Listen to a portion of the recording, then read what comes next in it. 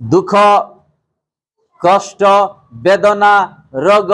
अशांति अभाव निंदा ताड़ना परिहास जीवन शेष दिन पर्यंत लगी ए विषय में ध्यान न दो ए विषय ध्यान न दो आम किए कौन कहते आमर कौन से लीना देना ना आमर परिवार जीशु जमी भलरे चलिए मरण पर्यंत वाक्य बंचे आम यह विषय जाग्रत रहिबार आवश्यक कारण आम मानू उद्धार करने एकमात्र परमेश्वर जीशु ख्रीस्ट